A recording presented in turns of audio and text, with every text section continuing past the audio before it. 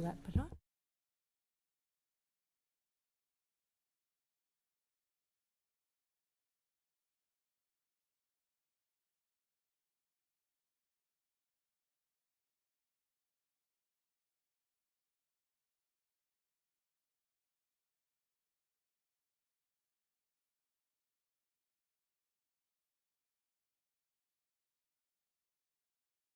Okay. Welcome to today's meeting of the Fire Resilience and Emergency Planning Committee. Please may I remind participants to silence your devices. Members of the public may like to follow at London Assembly on Twitter and use the hashtag AssemblyFire for this meeting. On the agenda today is a discussion of the performance of the London Fire Brigade, and I would like to take the opportunity on behalf of the committee to congratulate Jonathan Smith, who is joining us as one of our guests today. Jonathan has recently been appointed to the role of Deputy Commissioner of the London Fire Brigade. So congratulations. Before we begin, we have a few small items of business. Can I ask our clerk, Diane Richards, to confirm any apologies for today's meeting? Thank you, Chair. Apologies for absence have been received from Assembly Member Moema. Thank you. And can we note the list of offices held by Assembly members? Noted. And can I also ask members if they have any disclosable pecuniary interests in specific items listed on the agenda? There are none. Thank you. And can we confirm the minutes of the meetings held on the meeting held on the 22nd of November 2022? Confirmed. Did I say? You said November. Just Oh, September. I'm sorry. That was the 22nd. Confirm the wrong thing. I take it back and confirm the right thing. Okay. And can we note the completed, closed, and outstanding actions arising from previous meetings of the committee? Noted. Thank you. And we now move on to agenda item 5. At our meeting in June, the committee considered the draft Community Risk Management Plan. The London Fire Commissioner has now presented the updated report to the committee prior to its publications. Do members have any questions? Assemblymember Hall. Thank you. I'm very disappointed that Fiona Dolman didn't come today, bearing in mind she's responsible for the transformational team. That's correct, isn't it? She's responsible for that team, yes, Assemblymember Hall. Is there any reason she thought she shouldn't come, given that the crimp is being discussed? I don't think we were expecting necessarily to discuss CRMP today, and therefore I don't believe Fiona got an invite to the meeting. Okay, well, can one of you... She did get an invite to the meeting. She did. It was Fiona Twycross did. Oh, we were talking about... Okay, so which one of you can just take some comments on it? I'm sure both myself and Deputy Commissioner Smith will be able to answer any comments that you've got, and if we can't, then we'll just have to defer and get back to you. But I'm sure both of us will be able to talk to the item. Okay, we've got our Fionas confused. Okay, so bearing in mind there's such a critical report from the HMIC on the fire service, did you consult with them fully on the CRMP? So they were certainly part of the consultation that we had. As you'll be aware, we had a wide-ranging consultation with various people, both internal stakeholders, our staff, and obviously members of our community. So HMIC FRS were fully aware of where we were in relation to CRMP, and I think they made reference to CRMP and some of the delays around it on a number of occasions in their inspection report that we received. Yeah, I mean, it has been a difficult journey for it, to say the least. Can you comment on the fact that there's only been a 0.03% consultation response to it?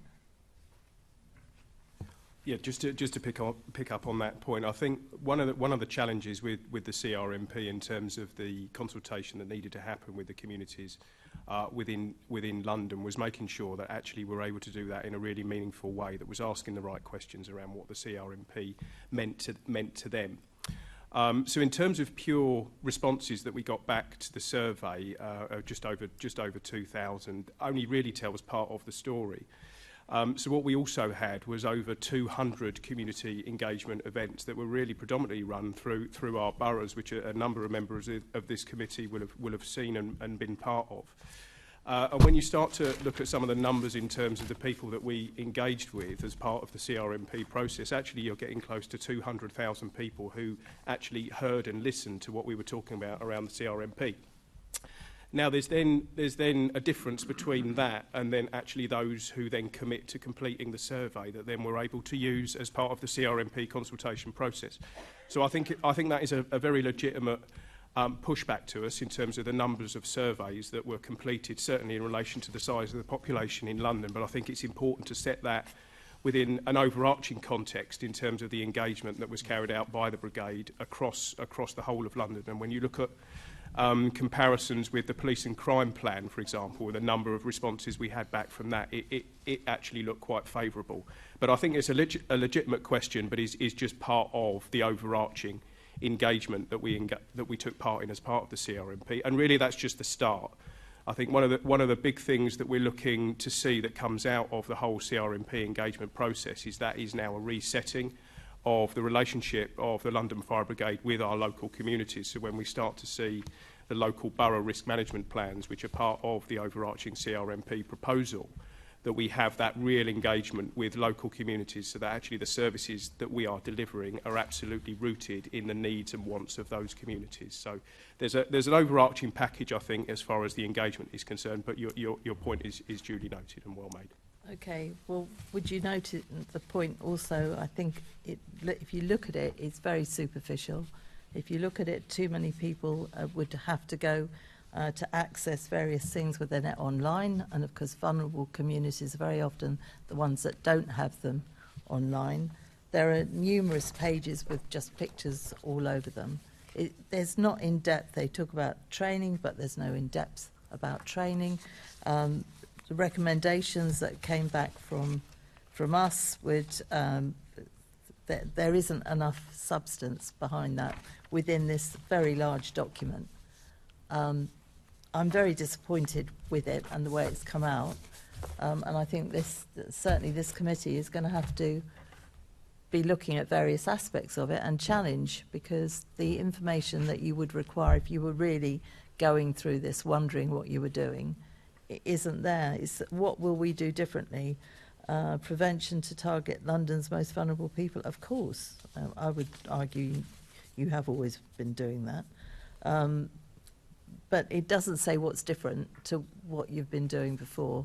And I just think, bearing in mind there's an entire unit, the transformation team, I think what they've produced is under what I think it should be. But I'll as Fiona Dolman's not here, I won't pursue that. Thank you.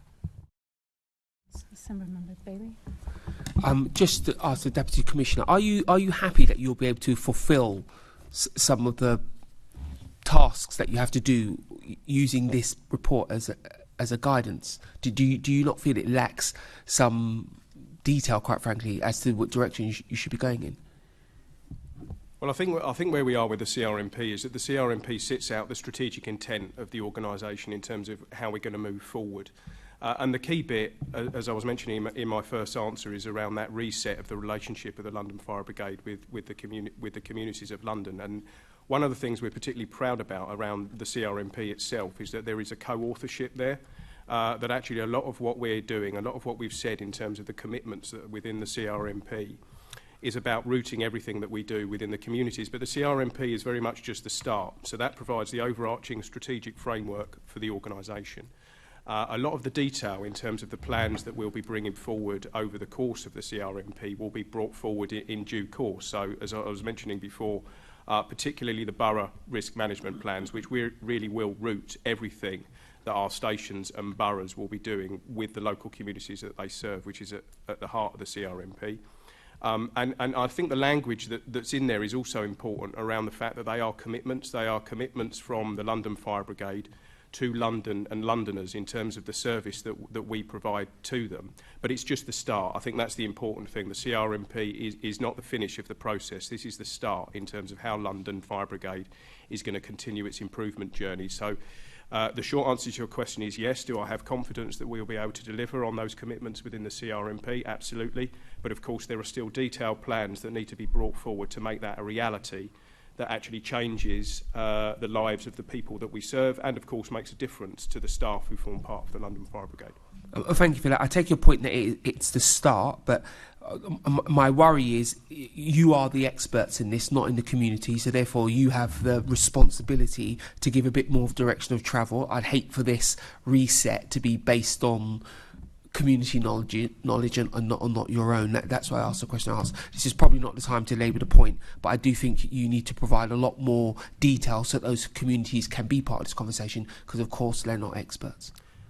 Could I just come back on that, Chair? Yeah, so your point is really well made. You know, this doesn't replace the professional elements that sit within us as an emergency service and what we need to provide. But what this does is it sets that overarching blueprint for us as an organisation, accepting the fact that there is still more detail that needs to be thrashed through in terms of how we make this a reality. But that doesn't move us away from the professional expertise that sits within London Fire Brigade about delivering a professional service. But those services really do need to be rooted in the needs and wants of the communities that we serve, which is, you know, where we've been rightly criticised in the past, that we've stepped back from that and actually taken quite a, you know, a parental approach to community engagement and not asked the right questions in the right way. This resets that framework, but it doesn't replace the need for that professional fire and rescue service that we need to deliver. Thank you, Chair. And Assemblymember Hall. Yes, sorry, if I can just come back. One of your things on page 28 is to target London's most high-risk buildings. I have written to Andy Rowe about this. Enfield have just passed, I think they've passed 2 last night, and they did before, high-rise buildings with 1 staircase. We've really got to, all of us, start to look at things like that. I know in his letter to me he said that because of resource you can't look at all planning applications. Got that completely. But I would say stop looking at other ones and look at the high-rise ones. We cannot have buildings going up that have only got 1 staircase when they're high-rise. So will you take that back? Because I'm pretty sure cross-party we all agree with that. It you know, it will not make life easier for you should there be a fire in any of those buildings once they're actually up. I'll leave it at that. Thank you, Chair. Jonathan. Yeah, just to briefly respond to that. So we will absolutely take that away and look at that specific example that you've cited. But what it does do is it points to the complexity of the built environment that we're managing at the moment. There's obviously been changes in legislation with the Building Safety Act and the Fire Safety Regulations Act, which is due to come in force in January next year. And the challenge that we do face actually as London Fire Brigade in terms of the built environment, particularly with high-rise, where 75% of the high-rises in the whole of the UK sit within London. It's something that we have to be relentless about to make sure that we've got the right resource in the right place at the right time to deal with these particular issues as and when they arise, because we're in complete agreement. You know, the way that the built environment is developing, particularly at height, we need to make sure we're on top of that and able to provide the professional pushback where it's required to the planners. And I'm hoping when the new building safety regulator comes into force as a result of the legislation that received royal assent back in April, it's that partnership working between the building safety regulator and London Fire Brigade specifically in this case that is going to get us into a much better position, but it's something we have to be relentless about going forward. Thank you, Chair. Thank you. Any other comments?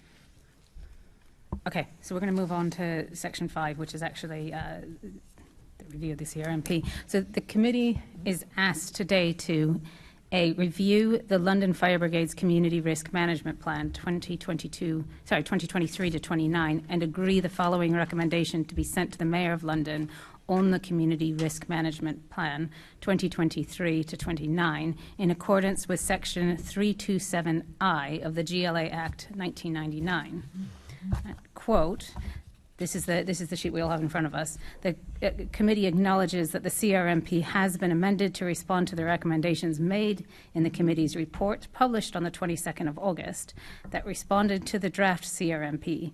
It welcomes the finalization of the plan and looks forward to its publication. The committee notes the decision to move to a more dynamic approach in regards to the London Fire Brigade's performance indicators, which will be reported in its quarterly financial and performance reports. This will allow the indicators to be reviewed and updated during the lifespan of the plan. The committee will continue to keep under scrutiny the delivery of the CRMP and the Brigade's performance indicators as part of its work program. Is the committee happy to agree this as its report to the Mayor? The three of us will sit on our hands on this because I'm not happy with the quality of that report. Okay. So I'm happy with that. Should we take a vote? Should we take a vote? Yeah. Because if some people are indicating that they don't want to vote. Okay. All those in favour? 1, 2, 3, 4, 5, Chair. And against? And those abstaining? And 3 abstentions. Okay. Thank you. So it's accepted. Okay, that brings us to our main item of business, which is a discussion on the performance of the London Fire Brigade. And again, welcoming our guests. So the first section is about summer wildfires and their impact on the London Fire Brigade. The committee leads had all visited the Merton Control Centre, and we were able to see firsthand the obviously not the front line on the day, but we could see the number of incidents that were being responded to from control. And the heat map, I think, is something that stayed with all of us on the visit, just to see the sheer number of incidents across the city. And in speaking with those in control, it was very clear how deeply it had impacted the staff.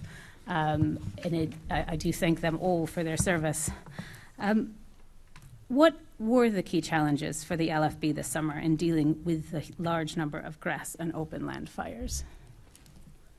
Thank you, Chair. I think what we faced on the 19th of July in particular will probably live long in the memory of London Fire Brigade, the truth be told. So London Fire Brigade was one of 15 fire and rescue services nationally that declared a major incident on that day.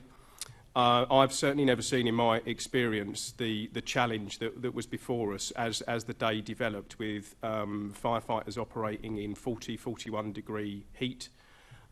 We saw 16 firefighters injured as a result of heat-related issues, 2 of whom were hospitalised, and I'm pleased to say all made a full recovery, but that probably gives you a sense in terms of the actual practical and physical challenges that our staff faced on that day. I'd just put on record actually to the committee my immense thanks to the firefighters, officers and control staff, as well as our support functions, who were able to rise to the occasion on the 19th of July and deal with what was unprecedented as far as the London Fire Brigade is concerned. Whole range of reasons that led up to that, not to mention the fact that we'd had 6 to 8 weeks of continuous dry weather where the ground itself was extremely dry, which saw the fire spread in a way that we hadn't seen before.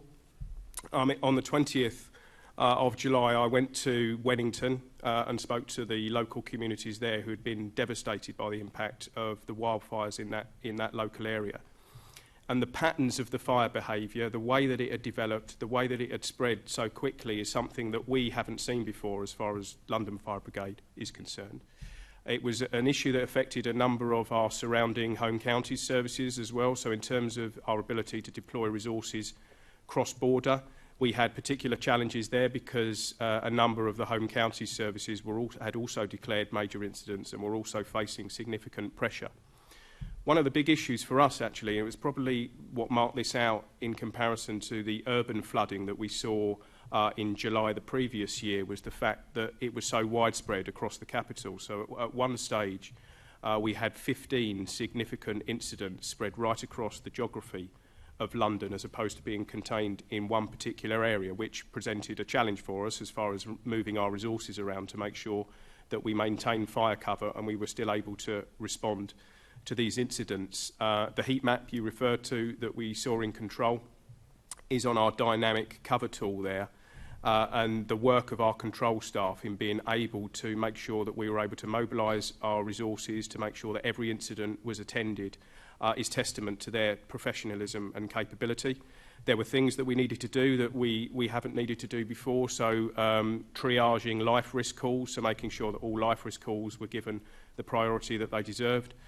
Not attending automatic fire alarms during the day where we had a security presence in those premises to make sure that we could free up resources to go and deal with the fires that we were contending with.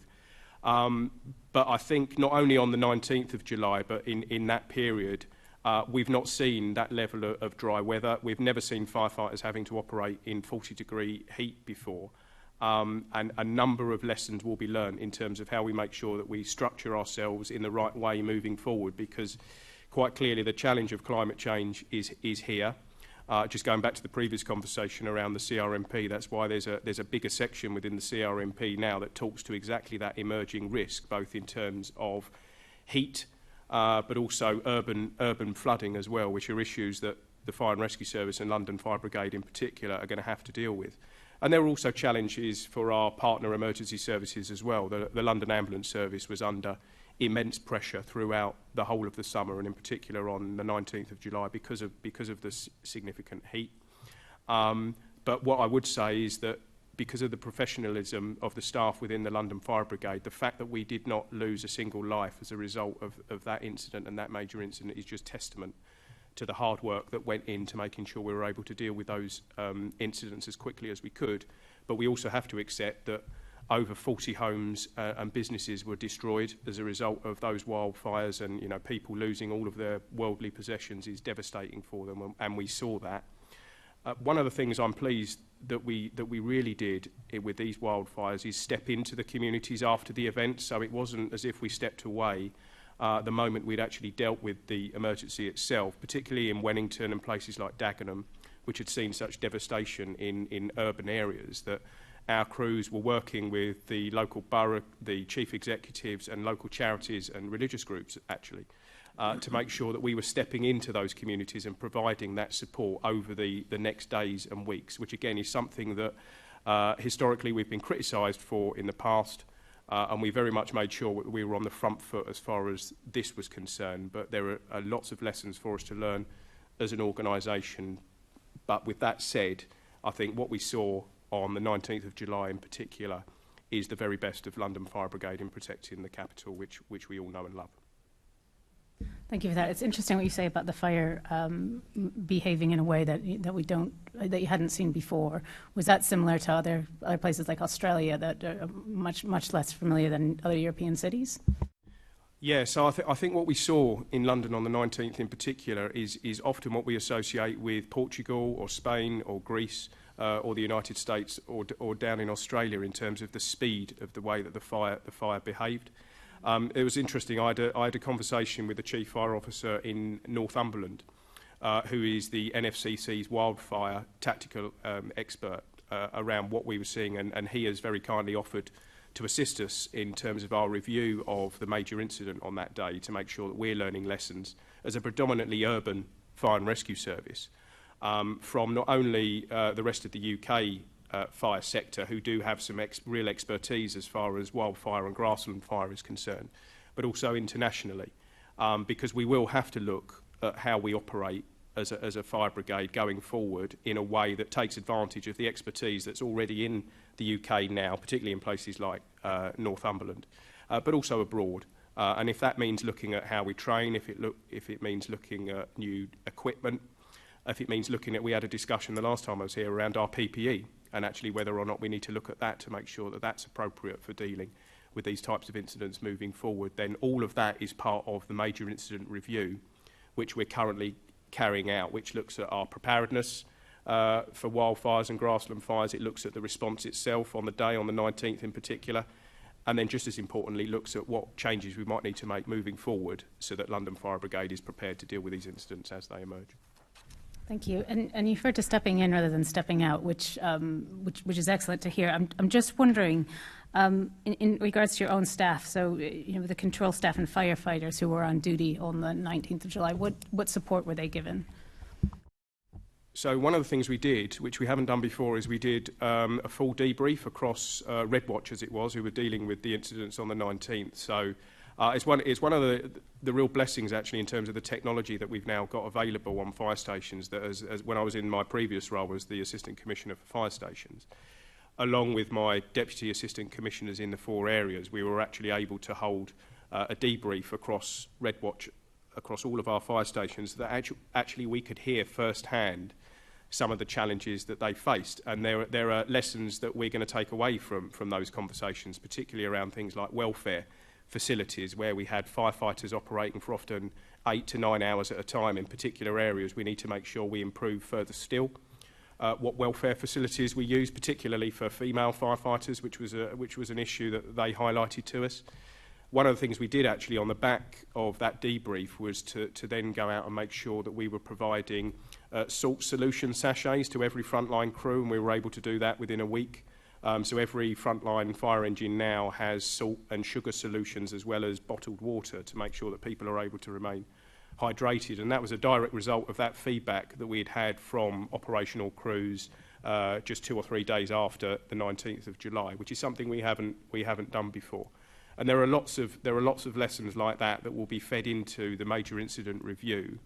That means when we face this again next year, as we know we will be even better placed than we were this time around. And that's important that we get that feedback back from those who are actually dealing with it right on the front line. Thank you so much. The next questions are from Assemblymember Rogers. Thank you. You touched on some of these issues in your initial responses, and talking about cross-border support. How many of the incidents on 19th of July required cross-border support from other services?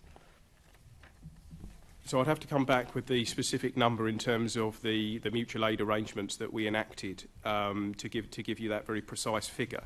But what I can say is that the usual mutual aid arrangements that are in place on a day-to-day basis were stretched to their maximum as a result of the pressure that was put on surrounding services. So we had a number of major incidents declared by home counties services, so Essex, Kent, Buckinghamshire and Hertfordshire all declared major incidents, which obviously usually we would have that mutual aid assistance. And that includes London crews going into home county services as well as the other way round. So we'll write back, if the chair is content, to give you the exact figures. But in terms of the actual day itself, those usual 13-16 arrangements, as they're called, were not applied in the same way, because actually all services were having to focus within their own geography. And the particular challenges that we faced within London, as I was mentioning before, having 15 significant incidents across the whole geography of the capital, meant that we had to maintain those resources within London. Linked to that actually was what we did in control. So we briefly stepped away from what's called Operation Willowbeck in terms of our ability to support other services when they're becoming overloaded with calls. We had to step away from that arrangement to make sure that our control officers were focused on everything within London, which again probably gives you a sense of the challenge that we faced on the 19th of July in particular. Yes, I mean, just thinking back to our last meeting in September, we discussed these issues. The point was made that the worst day in London could also be the worst day in Surrey or That's wherever. That's right. clearly what was happening on the 19th. Yep. So in those situations, if you are facing a situation where you require cross-border support, but it's not forthcoming, what do you do? How do you deal with that? Or do you just run with a lower level of resource? Well, what we do is we've got national resilience arrangements. So national resilience, which is overseen by Merseyside Fire and Rescue Service, actually, in terms of some of those significant assets that they're able to deploy. So things like high-volume pumps, for example, urban search and rescue capability. We're able to use national resilience and then call in national resources to London and the surrounding area. So we never get to a point where there aren't any resources to be able to be deployed. But obviously, if our usual arrangements with home county services are being exhausted, then we're going to have to bring resources from further afield. And we're always able to do that. So we're able to do that through national resilience arrangements, through national resilience fire control, which sits up in Merseyside and we have a direct line into from our control room. So we're always able to move resources to come and assist. But obviously, if you're dealing with a geography in the southeast, which was particularly affected on the 19th of July, it's going to take some time to bring those resources in. And actually what we saw on the 19th was there were particular time pressures. It was particularly in the afternoon, so there was about a 3 to 4 hour period from about 2 o'clock in the afternoon onwards where we were under intense pressure, and then it started to peter out as we got into the evening. So we never get to a situation where we don't have resources to draw upon, but obviously if most of our resources are committed, and then our home county services resources are committed, you're going to have to bring that from further afield, which will have a time delay.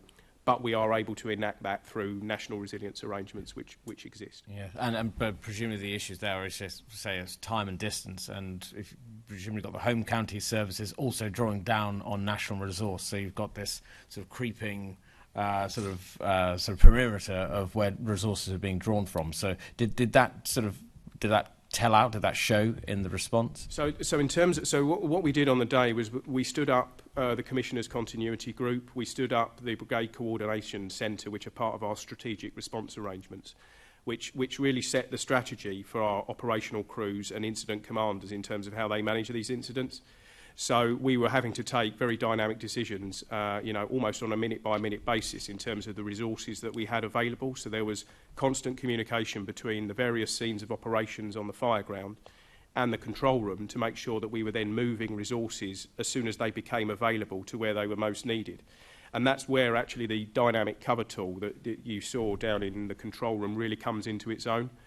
Because it means our control officers can look at where the particular tensions and difficulties are in fire cover and move resources as soon as they become available. But our incident commanders were taking some very dynamic and at times difficult decisions based on the risk that they saw in front of them, also understanding the risk that was sitting elsewhere to make sure that we could free those resources up as quickly as possible and then deploy them to where the greatest life risk was. And that we were seeing throughout the day on the 19th. In a way that we've never had to do before.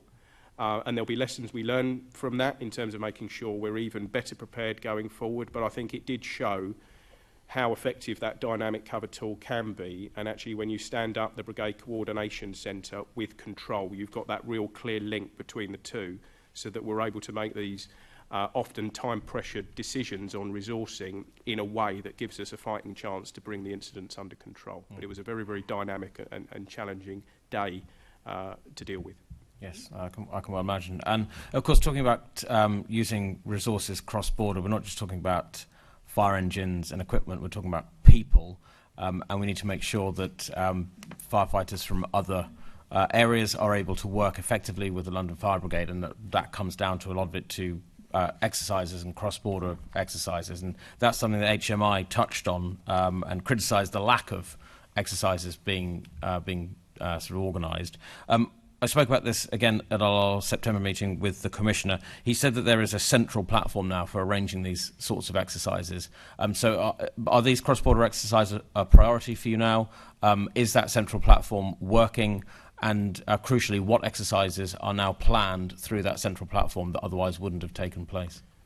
So the short answer to that is yes. In terms of what we now have is a clear priority around our cross-border arrangements. So for the rest of the financial year, we've got 15 cross-border exercises that are planned in with our surrounding services, 12 of which are specifically looking at how we operate with those services to make sure there is that interoperability and interchangeability between us. And 3 of them are looking at counter-terror response in particular. So we've got those 15 exercises planned and scheduled. It's part of the HMI action plan to make, because you're absolutely right. It was one of the areas that was picked up by the HMI that we need to improve on. Moving forward, it'll be a combination of what we're able to oversee centrally within the central operations team and part of the central fire stations team, and actually what needs to sit as part of the borough risk management plans I was referring to before, so that if you're the borough commander in a borough that's got a border with a neighbouring service, you need to make sure that within that borough risk management plan you have well rehearsed exercising, that there's the sharing of risk information between services, and actually all of our firefighters in London are very familiar with the risks that sit on the border service and vice versa, to make sure that that information from our partner services on the borders of London is also known for when they come in and assist us. So it's a clear priority for us. The Deputy Commissioner for Operational Preparedness and Response, it is right up there in terms of making sure we address this issue, because not only has it been highlighted by the HMI, but more importantly, that is critical to make sure that our firefighters are safe, to make sure that we're delivering the best service possible, and to make sure that we're supporting our home counties brigades in particular when they do come over the border, that they've got the information they need to assist us in resolving incidents as and when they occur. So you mentioned earlier you had a debrief on the day or afterwards with Red Watch on regarding the 19th of July. Are any of the 15 exercises that you have planned specifically to sort of address lessons learned from 19th? So they're not specifically to learn the lessons in terms of wildfire provision, and there's a variety of exercises that are scheduled. Some are to do with how we respond on the Thames, for example, and water-related issues. Others are to do with high-rise exercising to make sure that the high-rises that we've got both within London and within the M25 in particular, where we would respond as part of a predetermined attendance with home county services, are all well known, and that we've got access to that risk information. So what you've got is a variety of exercises planned within those 15. As I say, 3 of them are actually specifically around counter-terror response and making sure that we've got a joined-up approach cross-border when it comes to terrorist-related incidents. But I'd be more than happy to write with the detail specifically on those exercises, and would offer an invitation actually to members of the committee if you'd like to come and see them, because I think how different fire services operate and work together is something that I think the committee would benefit from. No, I went to a cross-border one in Richmond that was really, really interesting, all based around the river. Yeah. So I personally would be definitely up for that. Final question for me. Again, at the last meeting, the Commissioner said that that there was cross-border support for Surrey. Has been a particular issue, a significant number of incidents where London Fire Brigade have been supporting Surrey. So is there a mechanism or an escalation process for when calls on mutual aid become an issue? There is. So we do keep a very close eye in terms of how that works, in terms of the resources we provide to surrounding services, and vice versa in terms of what comes back into us. And usually we make sure that there's an even spread on that in terms of actually London resources being used equally with fire and rescue services on our border. But it is something we need to keep a very close eye on. You're right to raise. Surrey has historically been an issue over a number of years in terms of making sure that when they're doing their own community risk management plans, they are planning for Surrey and making sure they've got the right resources in Surrey, and are not reliant on our resources in London Fire Brigade to be able to meet some of the risks that sit within their border. But with that said, of course, we will always make sure that we're deploying our resources within the predetermined attendance arrangements so that you get the speediest response, whether it's from resources based in London or whether it's in resources based in Surrey or Hertfordshire or Kent or anywhere else. So that's a constant dialogue that we're having with our surrounding services to make sure that there's no overt pressure put on London Fire Brigade in particular if there are particular resourcing challenges in some of our home county services, which we have seen over the course of the last few years. So it's very much a watching brief. Thank you. Thank you, Chair. Thank you. Assemblymember Hall. Thank you. The Fire Brigade Union told us at our meeting on the 22nd that 39 fire appliances were out of action on the 19th of July. Is that correct? So that is correct in terms of that figure, but the additional context that I would add on that is that was only a moment in time. So when we have our resources on a day-to-day basis, the amount of fire appliances that are available shifts and changes. So the 19th being a good example, actually, that when we saw that the organisation was being put under significant pressure, we were able to bring firefighters back from training, scheduled training, for example.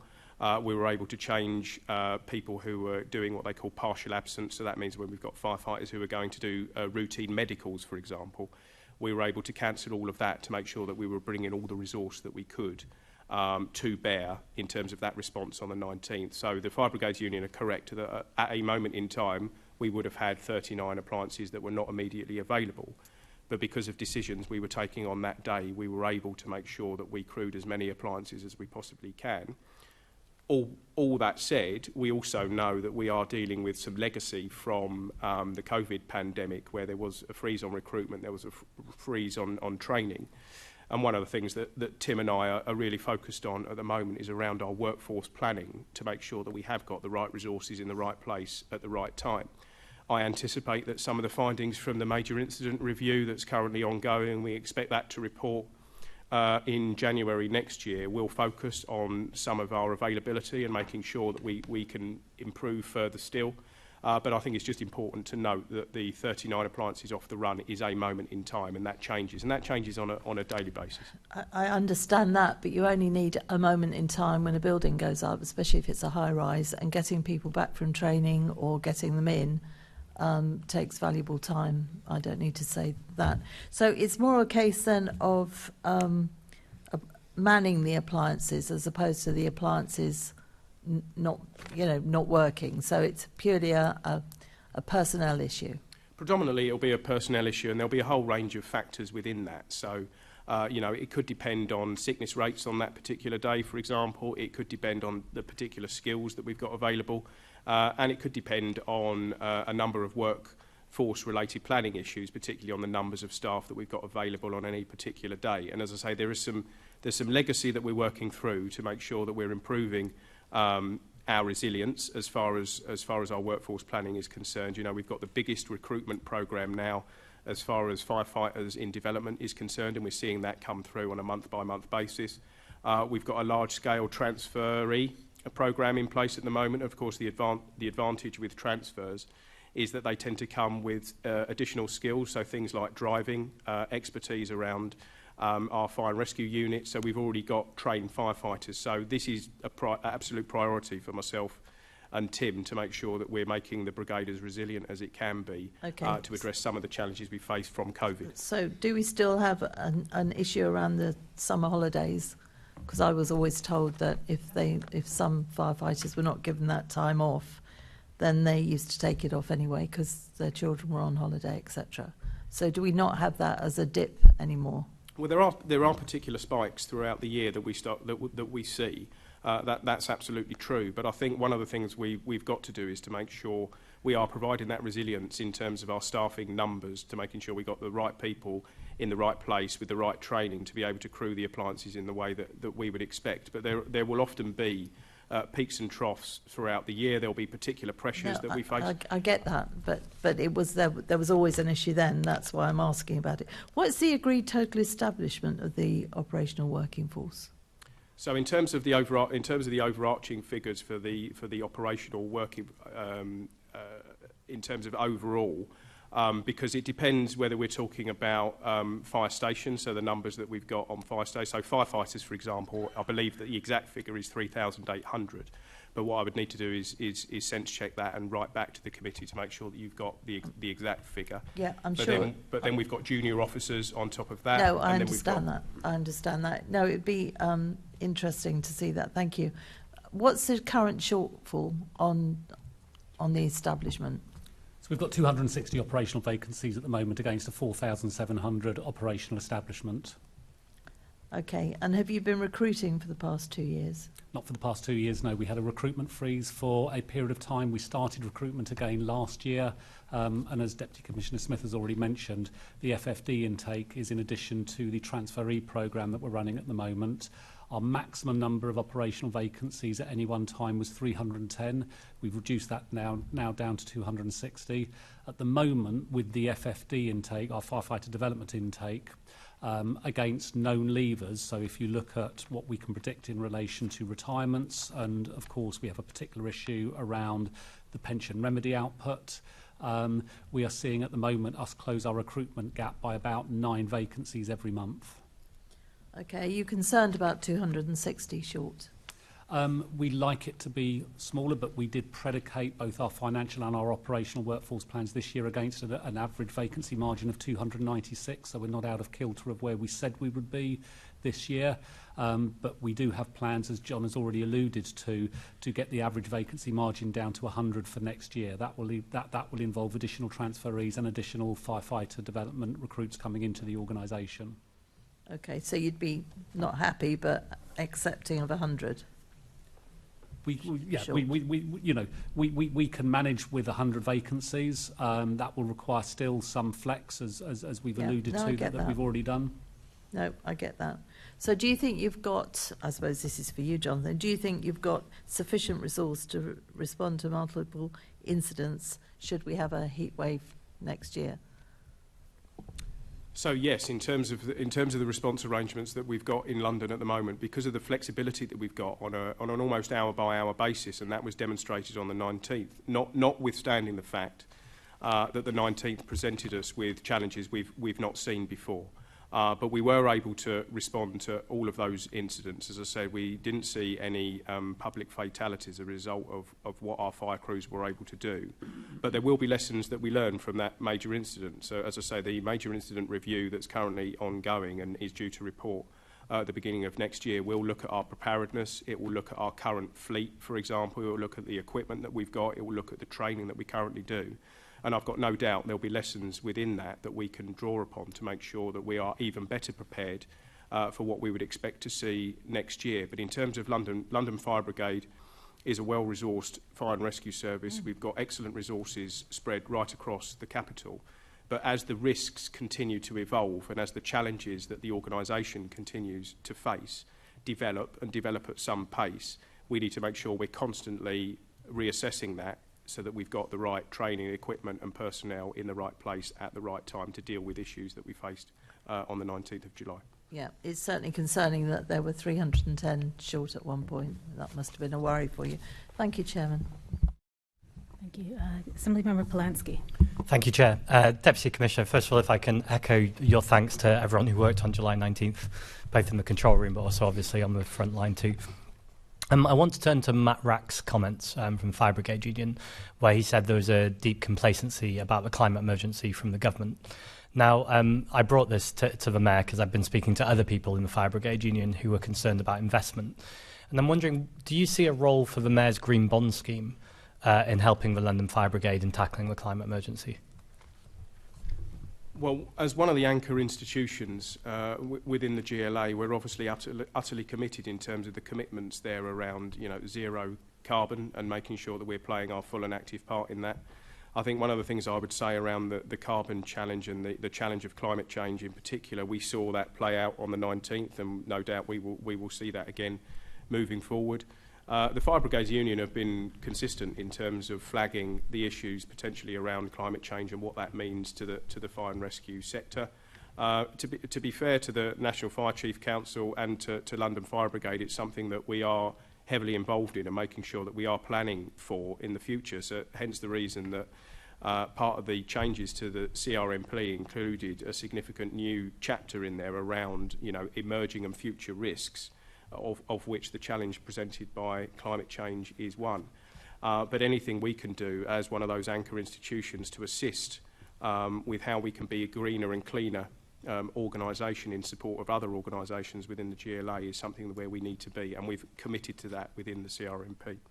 And further to that, I'm concerned about capacity in your back office. So we've seen the control room and could see how 2,500 calls would be a lot to handle. What would scaling up look like, both in London and for the country? As a direct response to the challenges from climate change, well, I think it's something that we have to be constantly reassessing to make sure we got the right resource in the right place at the right time. And that doesn't always mean more, but what it might mean is that we have to think differently in terms of how we dispose our resources to make sure that when we are dealing with new and emerging challenges and how that presents itself operationally, we have got the people with the right skills, with the right equipment in the right place. So it's not just a matter of increasing, it's also being much more intelligent about how we use our resources, and that can be a very tactical level, looking at some of the equipment we carry on fire appliances, for example. We may use different types of extinguishing agents and extinguishing media depending on the types of incidents that we face. The last time I was in front of the committee, we had a discussion around lithium-ion batteries, for example, and new and emerging technology within motor vehicles. And that may mean that we have to think differently in terms of how we deploy our resources. So it's something we're going to have to be constantly relentless about to make sure that everything that we've got and is deploying is relevant to the risk that we face. So, as I say, it's about thinking really intelligently, thinking laterally about how we use our current resource in the most efficient and effective way. And you mentioned Wennington earlier. For those watching BBC News, you could see that when the fire was happening, it stopped just short of the diesel tank, which, potentially catastrophic. What lessons are being learned, or what can be done in the future if we're going to have wildfires next year to make sure we're assessing risks like that? So again, going back to the CRMP, so one of the areas within it is around community preparedness. And that's community preparedness for all types of incidents that we may face, whether it's urban flooding or whether it's grass and wildland fire. And that means actually really understanding your locality, working very, very closely with local borough councils and chief executives and partner agencies and charities and the voluntary sector. So that actually where we can work together as a fire and rescue service with those local communities, that there is things we can do to try and limit the impact of these types of events when they come. And as I say, it's not just for wildfire and grassland fire, it'll be things for like wide urban flooding.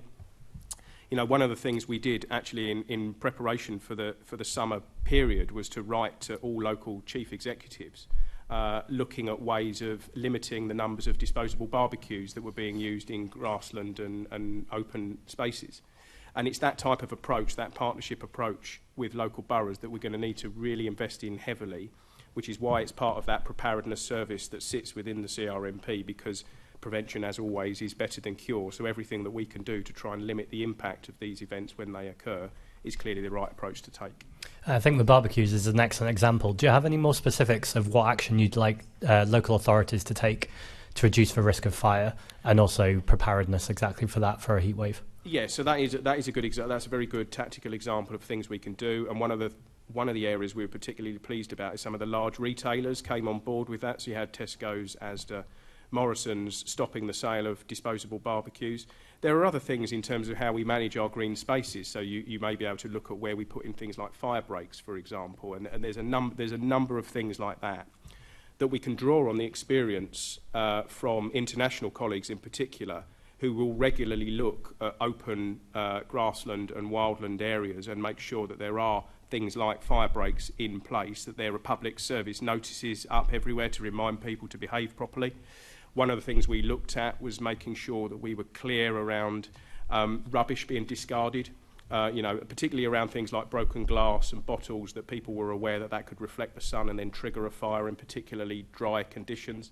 So it's working with local borough councils in particular, that there are facilities that people can throw rubbish away safely, and that there's that constant reminder in the back of people's minds that when we get to the summer period, for example, that is always in our thinking, it's always in their thinking, and that people behave responsibly. And it's that sort of approach actually that we see in places like Australia in particular, where that's embedded into the psyche, that actually you do have to think about how you conduct yourself when you're dealing with very, very hot conditions because of the risk of wildfire. And we're probably going to need to see more of that in the UK over the years ahead. I'm always pleased to hear, as you mentioned before, I think about how the London Fire Brigade look internationally, what lessons can be learned and vice versa, to share best practice. And finally, what action is LFB taking to identify and build resilience to future risks of sustained periods of hot weather caused by climate change? So I think the biggest thing that we're doing at the moment is the major incident review of what occurred on the 19th of July, because certainly when I went out to visit the scenes, I've not seen fire behave in the way that it did on that particular day. And that's something we need to reflect on, and it's something that we need to learn. We need to understand what additional kit, training and equipment would be required to make sure we're able to deal with it in the most effective way.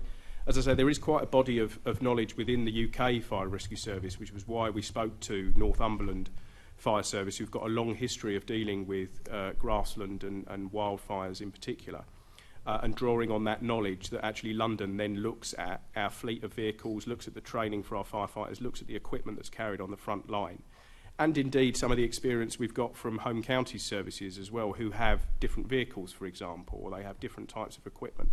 So we're going to need to have a proper look at that. We'll need to see what comes out of the major incident review, but I've got no doubt there'll be some real key learning for us to take away to make sure that we are better prepared when we see these events occur next summer, as sadly we know that they will do.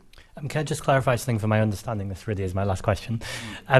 When I spoke to the Fire Brigade Union, they mentioned the uniforms, particularly in a heat wave, and I know Assemblymember Cooper has asked the Fire Commissioner about this before. It feels like everyone agrees, the Commissioner agrees, I've heard the Mayor say it, and I think you've said it too. Is that part of a major incident review to get those uniforms changed, or is that a separate process entirely? Well, that may well be one of the elements that comes out in terms of what that needs to look like as far as the PPE provision for our frontline crews. So there are things we're looking at, and there's a whole range, there's a scale in terms of what we can do. So there's some simple things we could do in terms of the provision of things like baseball caps, for example, to make sure that actually people are protected from the sun, and that's something we can do relatively quickly. Then all the way through to actually what does the PPE need to look like. Now, we're part of a national procurement of PPE. So we've only got one standard as far as that PPE. It's essentially a one-size-fits-all at the moment.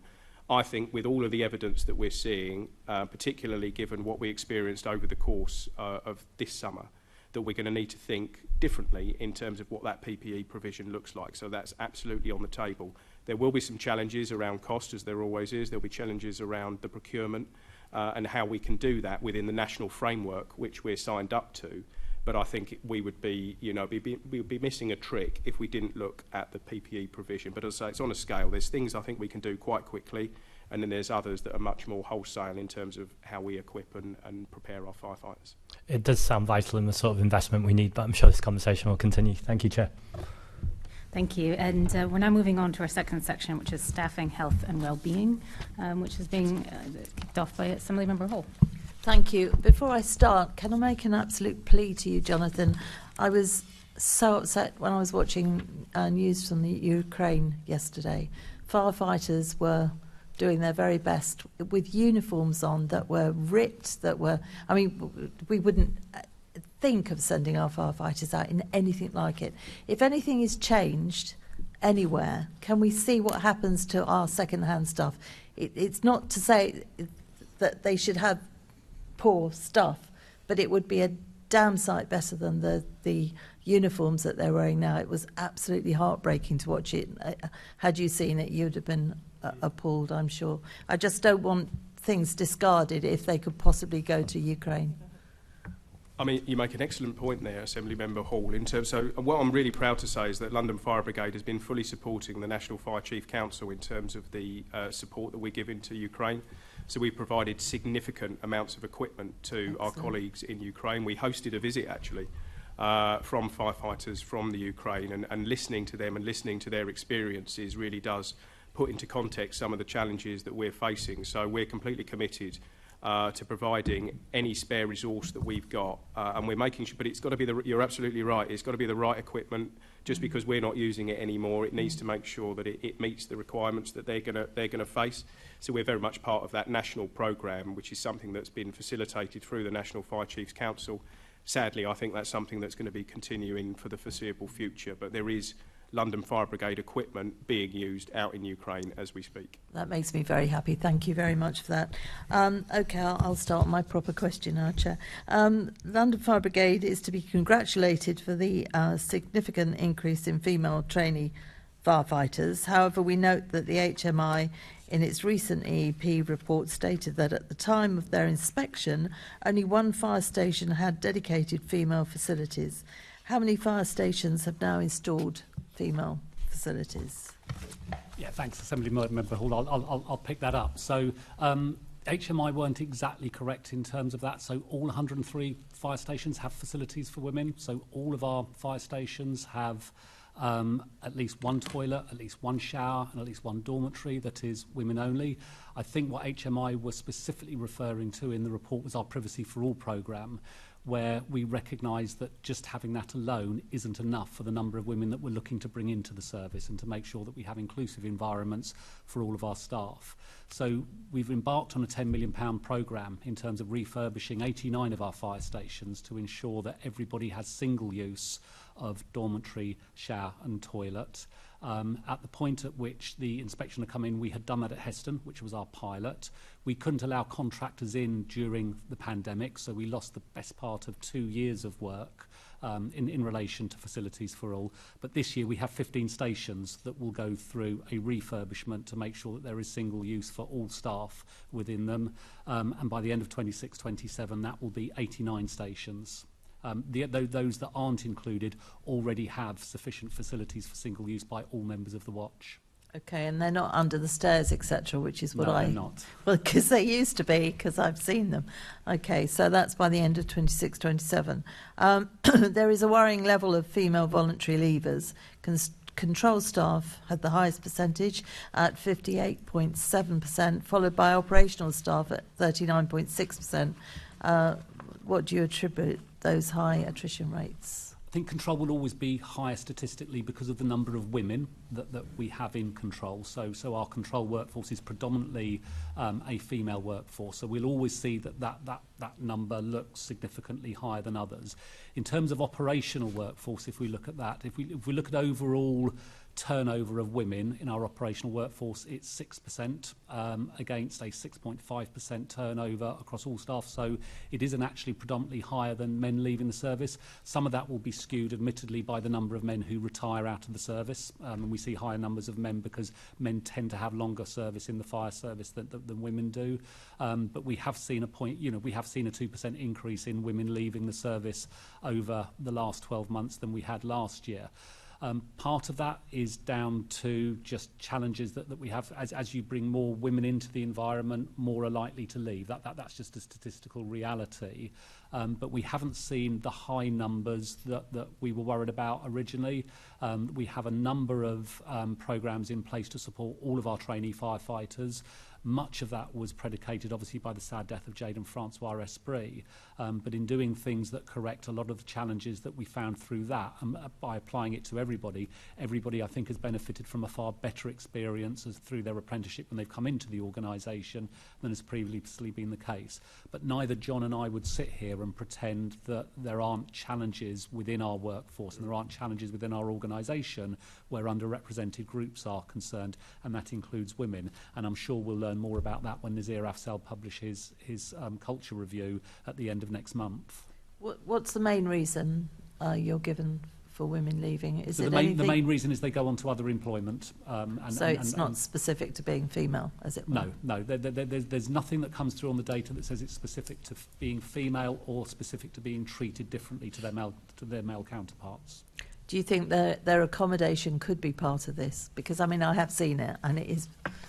It could be, and we know that there are some specific stories that we hear from our workforce around where we have, facilities in place in all 103 fire stations, there are times when it is less than ideal, which is why we're spending £10 million on the programme. We would like to be far more advanced on that, but the pandemic just prevented us from, enabling any contractors on our sites to be able to do the work. 26, 27 is quite some time away, though, isn't it? It is, and we'd like to accelerate it, but 15 fire stations, in this year alone is no mean feat in itself. No. In June 22, trainee BAME recruits disappointingly fell to 25% after your target of 40% was reached in February. What is the current level of BAME recruits for the most recent 12-month rolling period? So BAME recruits is as you've set out there. So we saw 40% in quarter four of the previous year, and it did drop to 25% in quarter one. Part of that is we've already talked about the recruitment freeze, and we've already talked about the pandemic. Most of our underrepresented groups come in through our outreach programme now, and our outreach programme does a lot of work in terms of encouraging underrepresented groups to think about the fire service as a career, which they don't at the moment. And we've seen that pool of people slowly diminish over time because of the pandemic, but that is all back up and running, and we expect to be see that now. We've seen significant improvements in BAME recruits though that have come in over the last 12 months. We've consistently been above 20%. And getting over 30%, and 40% was the first time the brigade had ever met its target around BAME, something that we were really pleased of. And we'll get back there again because the outreach team is superb and they're doing some fantastic work. They were at Wembley just last Sunday, amongst communities celebrating Diwali, reminding people to think about firefighting as a career. They did an event recently where 85 people from ethnic groups came into fire stations to understand what the role of a firefighter looked like. They did an online event recently with 58 applicants just to help and support them through understanding what the assessment process looks like for being a firefighter. So we're doing lots of good positive action here, but we need to regrow that pool that was substantial prior to the pandemic and obviously has moved away because we were just unable to do any outreach activity in our local communities. We also need to make sure we retain them. That's Absolutely. the clue, isn't it? Okay, thank you. Thank you, Chair. Yes. Assemblymember Rogers. Thank you. I'm reflecting on a meeting, FREP meeting last September, at which I challenged the Commissioner, I think it was, and also Kate Bonham, I think was there, around LGBT firefighter recruitment. And the specific point I made was that we get reporting and tracking of female firefighter intake and BAME firefighter intake, but we don't get reporting and tracking of LGBT firefighter intake. And Kate said, when I said, do you think it's a good idea? She said, absolutely. So it's slightly disappointing that we're over a year on, and I can't see that in our data. And also, that comes against a backdrop of the Fire Brigade having an issue with its LGBT firefighters. So can we expect to see that tracking and reporting coming forward? Absolutely, and just to reassure yourself, Assembly Member Rogers, and the committee, we do track that ourselves. So we know that of our firefighter intake, roughly 12% declare as being LGBTQ+, but we know that there are about 50% of applicants that still don't declare what their sexual preference is when they come into the organisation. That kind of prevents us from publishing, making that data around intake as public as we would want to, because we know that it's not necessarily accurate data. The challenge, therefore, lies in us, and how can we, ensure that our people feel comfortable and confident in being able to declare their sexual preference in a way that isn't, derogatory to them. I refer back to a lot of the stuff that I'm sure will feature in the cultural review going forward. But I'd be more than happy to share that data with yourselves so that you can see it. But we do track that, and we do track disability, again, which is another area that people don't always declare for reasons of stigma and everything else. And again, we need to ensure that we've got a climate and an environment where everybody is comfortable to declare what they are, because they can all be the best they can be every day. I appreciate there's issues with any kind of data collection, but I think some level of reporting would give reassurance, at least, that you are taking this seriously and that there is improvement going on. Absolutely. But we'll take that away. My next question then is around sickness. So levels of sickness absence remain high, particularly amongst operational staff. So what actions are you taking to address sickness levels in operational staff? Yeah, so sickness is a real challenge for us and for other organisations. I think the National Office for Statistics reported just last week that there are about 2.5 million people who are economically inactive at the moment because of long-term sickness. That's the highest it's ever been. On average at the moment, across UK industry, on average, people are taking 4.6 days sick absence per year. That's the highest for 10 years. Transport industry, I think, is recording a 46% increase in sick absence based on 2019. Healthcare workers healthcare reports a 22% increase in stress, anxiety and depression related absences since 2000. I could go on. So I think contextually I'm saying this is a challenge industry wide at the moment, and a big part of that is around stress, anxiety and depression. But musculoskeletal still remains our biggest single source of sick absence amongst our operational workforce. So we have, as we sit here today, around 350 people who are away from work absence. About 85 of those will be away for stress, anxiety and depression, but almost double of that will be away for musculoskeletal issues. That's going to be further compounded by NHS waiting lists and the ability for people to receive timely interventions.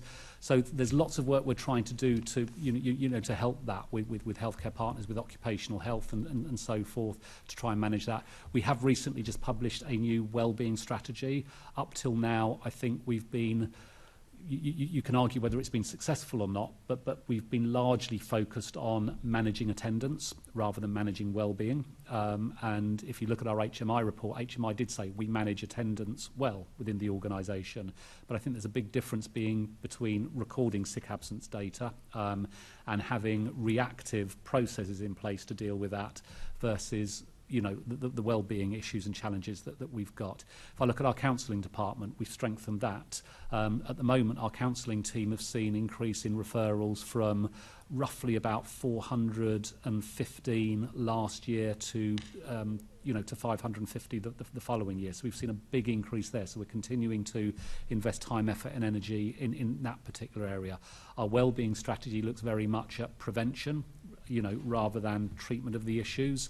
We're doing a lot of work around mental health within the workforce. So we have... Sorry, just to interject, I think other colleagues will be questioning about the wellbeing strategy, so I don't want to tread on their toes. But you did mention the LFB sickness data, and I understand that your report says that LFB sickness targets are lower than the sickness rates averages seen in national FRS sickness data, and that you're now considering a proposal to review those targets. So firstly, how does LFB data compare with national FRS sickness data? And could you give us some context around the proposal of the target review, please? Yeah, sure. So against national FRSs, we're probably in the upper or lower, however you want to frame it, quartile in terms of performance. So we are one of the worst 25% performing FRSs within the country around workforce. I think West Yorkshire are the worst. So that's where we sit. So we're about, if you were looking at a league table, we'd be about 15th out of 20 in that league table, just to put some context around that.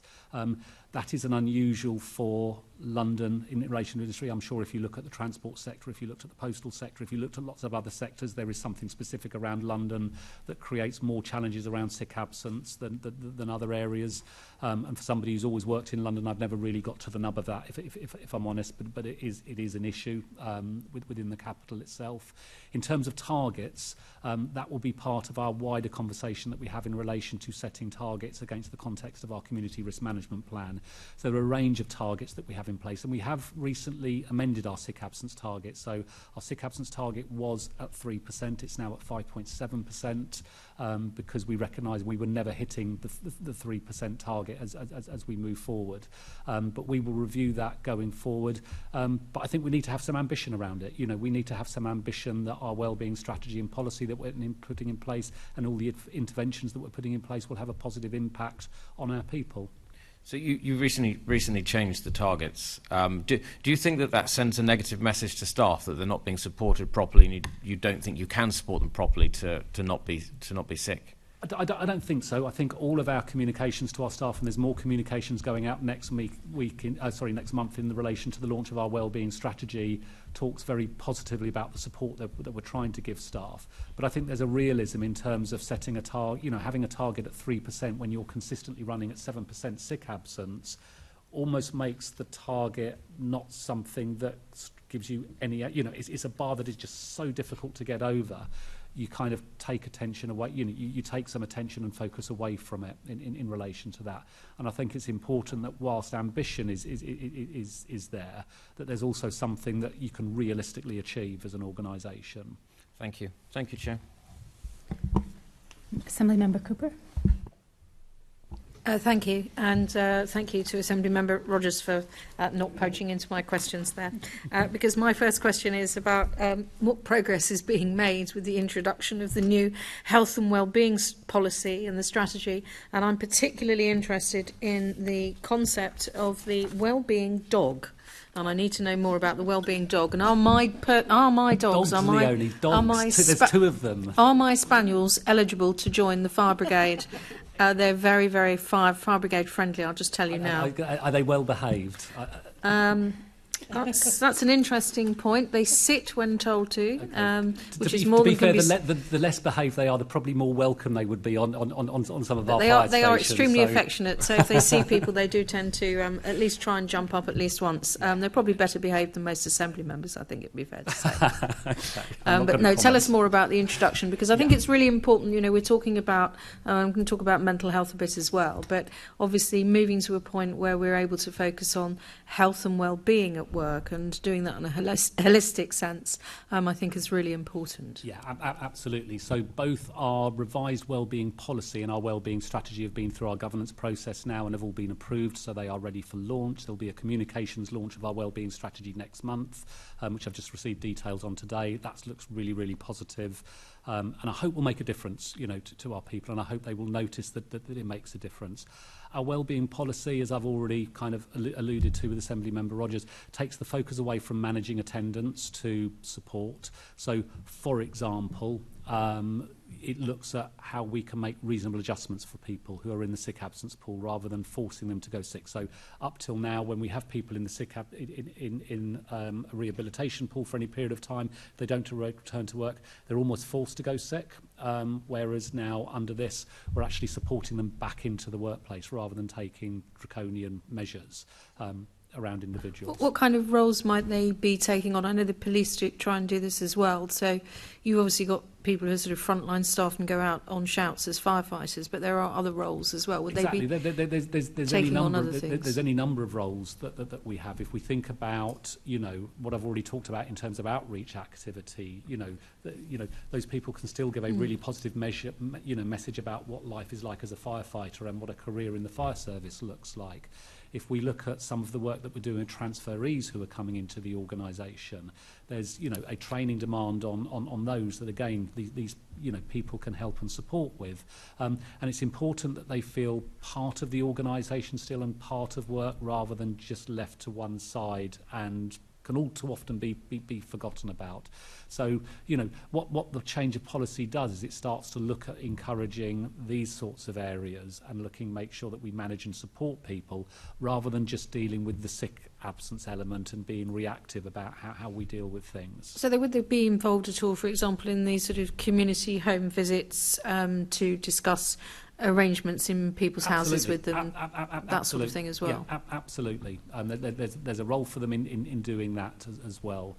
And that will take some time, and there are some cultural challenges in doing some of this. I'm not going to pretend otherwise, and there's some conversations to be had with our union colleagues about how all of that looks going forward.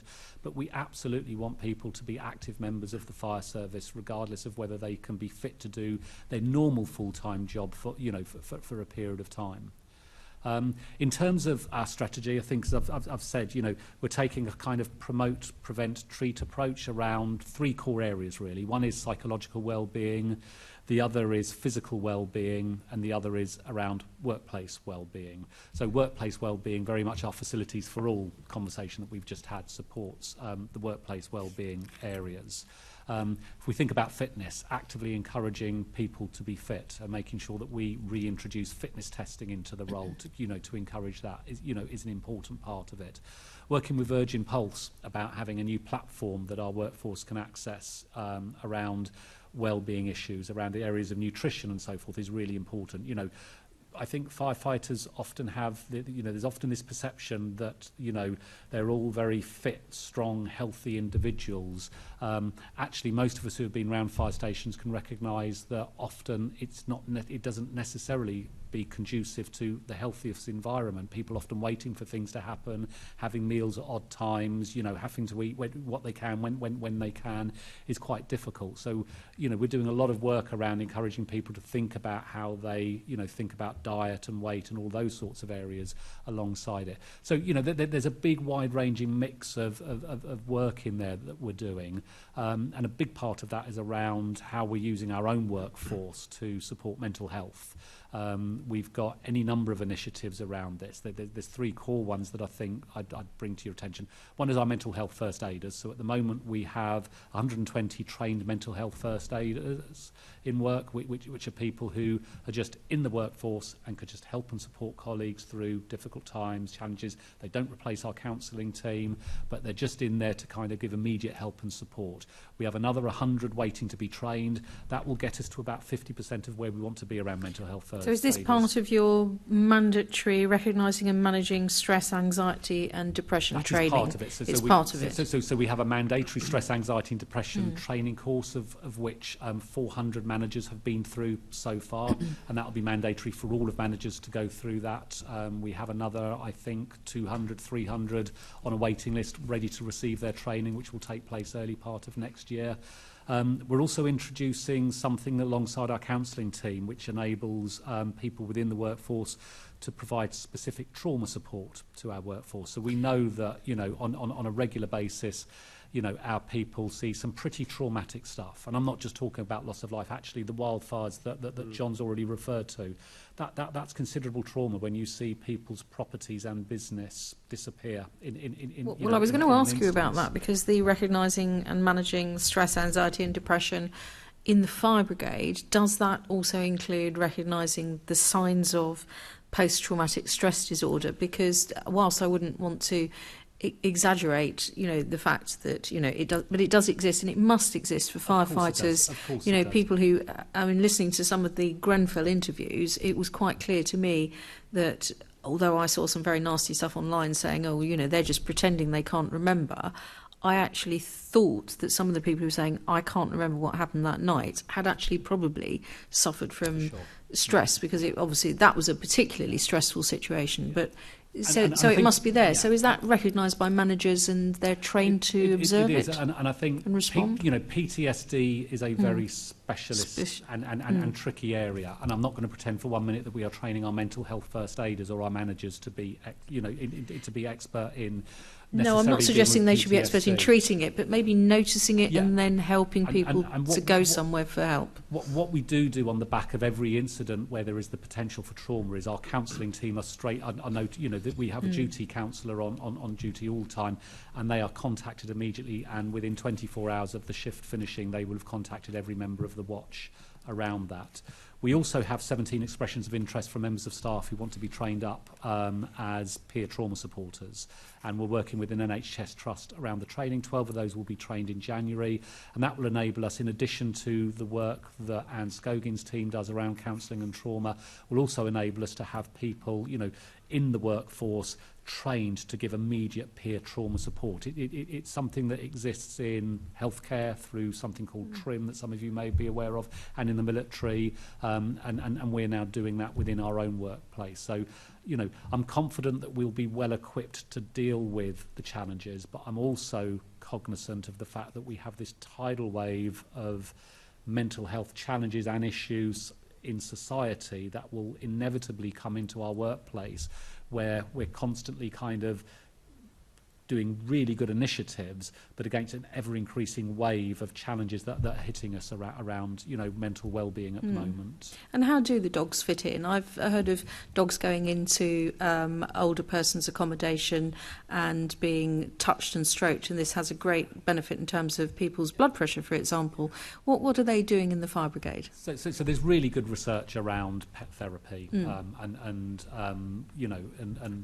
dogs in particular. So it's long been an ambition of ours to do this, and we just started it, again, pre-pandemic, pull back. We now have 2 fire dogs, and we've just started a pilot around these, and effectively they're just going around fire stations, meeting watches, and people just have the opportunity to talk to the dog, pet the dog, and it sounds, to some it might sound a little bit of a nonsense, but it's really, really important in the way that our garden spaces are really important to people. It's really, there's really good evidence that this supports people's mental health and well-being. I know as a dog owner myself, there are some things that I will tell my dog that I won't necessarily tell anybody else in this world. Go on, do share. No one's listening. And the dog listens and doesn't answer back, which is great. Sorry, I thought you were. I can see that Jonathan's desperate to get in. I mean, my dog answers back, but it tries to lick my hand or my foot or something like that. That's its normal response.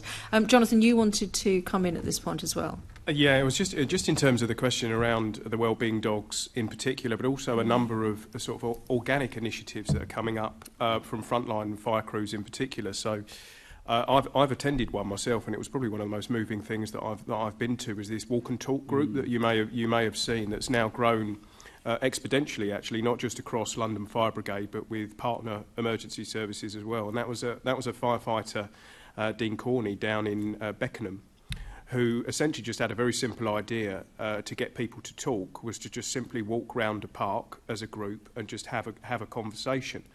And that's been going now for about 18 months, and as I say, has grown significantly, has seen lots of interest from the policing and National Health Service and from the military in terms of how this works. And there really has been a wholesale shift in terms of how mental health is discussed at fire stations in particular, but right across the board, which is something that we just haven't seen previously. And one of the interesting aspects of the walk and talk group is that the firefighters that I was talking to there, some of them have been long-term sick for a significant period of time, and since they've been doing the walk and talk every Tuesday, as it is down at Beckenham, then they've now returned both to light duties and to full duties as a result of being able to share their experiences and have those conversations. And what Dean has done has been extraordinary, and actually what Shelley does with the welfare dogs. So Shelley's a frontline firefighter based at Stanmore, and I'm not a dog owner, so I wasn't entirely sure how this was going to work. But what it does is it breaks down a number of the barriers, you know, if I'm honest, particularly with male firefighters, if I'm honest, who there is a machismo that still sits around the sector in terms of that reluctance to actually talk. The welfare dogs actually really start to help break down a number of those barriers and just stimulate those conversations, which is having a significant impact. And all of this has been grown, you know, from the bottom up and sits within the wellbeing strategy that Tim's alluding to, that we've got a number of these initiatives that we're working on as a brigade. But there's also a lot of really ingenious initiatives actually coming up from frontline firefighters themselves that is just getting us into this space where we can talk about mental health and deal with these issues before they become a significant problem. And, you know, long may that continue. And we've seen really quite a shift over the last 2 years. I think COVID has played a part in that, and we've seen that shift, that it is okay to talk about these things, that there are people you can talk to, and actually that's fine. And that's been a big shift for us as a sector, actually, in terms of moving away from, you know, as I say, that machismo that sits around being a frontline firefighter and actually being comfortable, being uncomfortable in some of these discussions that you're going to have. And we want to see that. We want to see that continue and create the right culture to enable that to continue in the future. Because if we don't, we will see that impact, you know, on our overarching sickness levels, and also just for those individuals, giving them the support that they need. So I think it's a combination of things. It's a combination of the overarching welfare strategy that we're able to do strategically as an organisation, but also supporting those organic initiatives that are being driven from the shop floor itself, because there's some real power in that. That's really interesting, actually, because I have found that since I became an Assembly member, and we do these 3-hour meetings and can sometimes sit in this room or another room in another place not far from here that we used to sit in, you can spend all day long sitting around doing nothing but sitting down. And I've actually started doing saying that I'll meet with people and making them come out on dog walks with me. So and having a walking meeting, walking over, you know, one of the many commons in Burton or Wandsworth. So that's interesting that you're saying that that's something that has been sort of formalised in that way. My last question was actually to say, could I ask for an update on the Safe to Speak Up scheme and its relaunch, because I think that speaks to this area as well. It does very much so. So we all know the history of Safe to Speak, how we came about it. 31 people have accessed Safe to Speak now, where they've raised issues that they might otherwise not have done. We've currently going through a review of that, as we are with all of our employee processes. So we know from HMI CFRS that staff don't feel comfortable necessarily in raising concerns or raising issues, and they certainly don't feel confident that they will be dealt with effectively. We think that's going to strongly, I suspect that will strongly feature in Nazir Afzal's culture review as well, about staff when they have complaints and they raise them not feeling confident. So we're currently reviewing Safe to Speak, as we are with all of our other employee processes at the moment, and we're looking at relaunching that in the new year. What it will look like, I can't say until we've completed the review, but we remain absolutely committed to listening to our people, to responding to concerns that come up, and doing that in a way that is open and transparent at all times. And if we can do nothing else with this, just making sure that people have confidence that they have a voice and they are heard and listened to, and that we will respond. And at the moment, not enough people have that confidence in us, if I'm being entirely honest. I think that would be good, and I think having the informal routes, whether that's going for a walk in a park in Beckenham with a dog or without a dog, whether it's coming through the Safe to Speak or whether it's going to the union, so long as people have got multiple channels, hopefully they will find something that allows them to come forward if they need to say something, and there will be a route that is suitable for them, whatever that route may be. Thank you, Chair. Thank you. I'm now going to come on to Assemblymember Bakari, who has a question on that last topic and is then going to lead us into performance indicators. Thank you, Chair. It was about the Safe to Speak Up scheme and the others, like recognising, managing stress and anxiety, depression training. I just want to be really clear on how you're going to evaluate, because you said all the great things, all these really encouraging words of how you know this is an issue, but how are you going to evaluate the success of these schemes? So I think part of it has to be employee-led. So it has to be in conversation with our people in terms of what isn't working at the moment, what would give them more confidence. Part of that will also include our representative bodies, our trade unions, who are really, really important in this space. I think, as Assembly Member Cooper said, lots of people do talk to the union. Lots of things we hear about come through the union route, and that's a really helpful route for us in terms of hearing things, because some people will have more confidence in doing that potentially than going to their manager, and if that's what gets them heard, then no issue with that. But I think there's a really substantial bit of work there that needs to be done with our workforce, just in terms of understanding from them what they want this to look like. Part of it is timescales and how quick we are to respond to areas. Part of that will be around just having the right process maps in place to deal with things quickly and to have conversations more quickly. Part of it as well is about upskilling our managers, because part of this is part of our leadership challenge. I think we're a very good organisation when it comes to command and control, and I think what we've already described in terms of our operational resilience and operational response demonstrates that. There isn't always a very clear line of sight in terms of rules when somebody comes to you with a particular issue and a particular challenge, and our managers, and this isn't a criticism of our managers, haven't always got the confidence to deal with that, and we need to give them the confidence to deal with that. I'm glad you raised that, because the HMI survey actually did raise the fact that 57% of the staff weren't confident in the current mechanisms of providing feedback. Your thoughts on that will be, I'd like to hear, but I'd like to know whether you feel that you're confident enough that you can address those issues, but do you think you might consider actually doing your own survey yourself? Yeah, so we've got plans already.